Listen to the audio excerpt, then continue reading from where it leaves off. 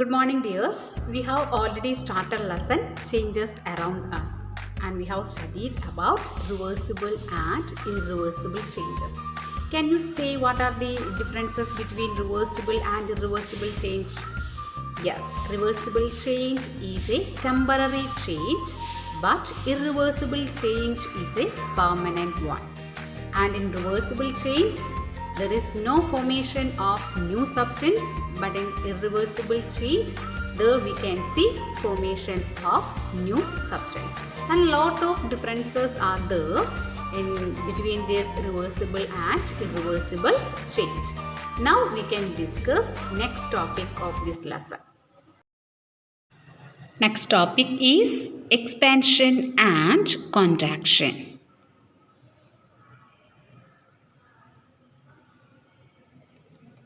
When an object is heated, it increases in size and this is called as expansion.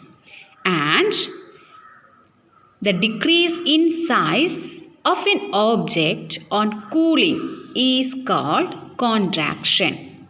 And this expansion occurs on heating, whereas contraction occurs on cooling. We know that expansion occurs on heating. It is a reversible change. That is, reversible change of expansion is contraction that occurs on cooling. Let us discuss some examples. These are some soil digging tools. Have you ever seen how the iron blade in these tools is fixed to the wooden handle?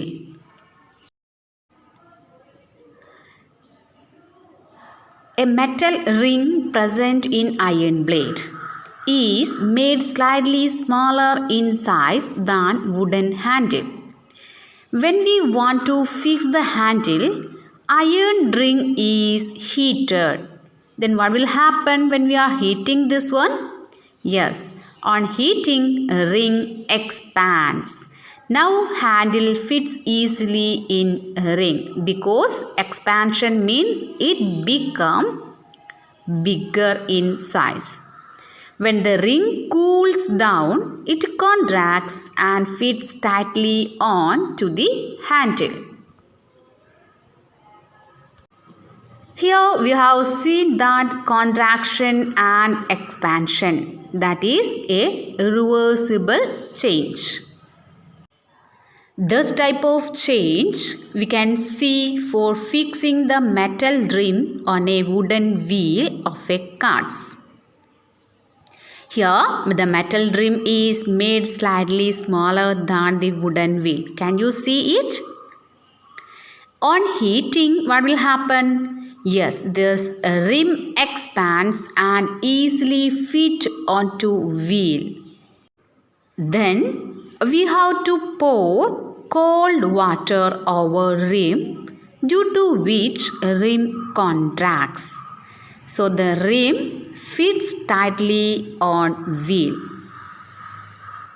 Here also we can see expansion and contraction.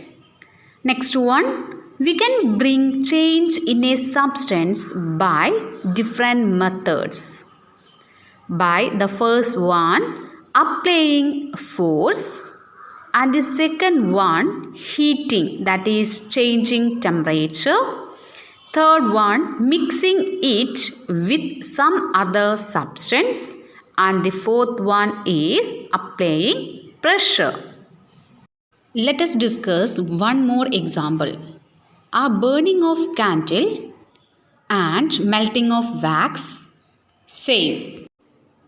Take a candle and fix on a wooden piece and measure its length by a measuring scale.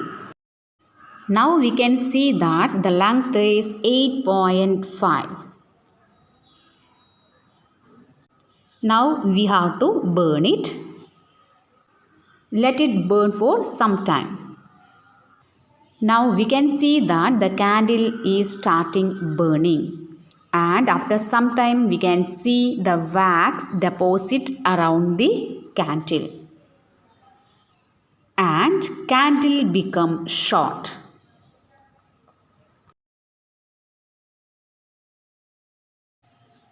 Here we can conclude that the burning of wick of the candle is irreversible change, but the melting of wax is a reversible change.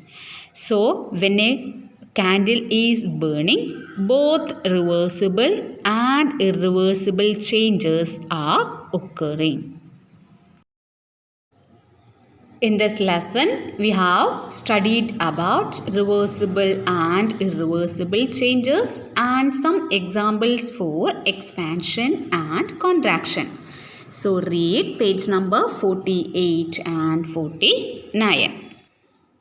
So, thank you, my dear students.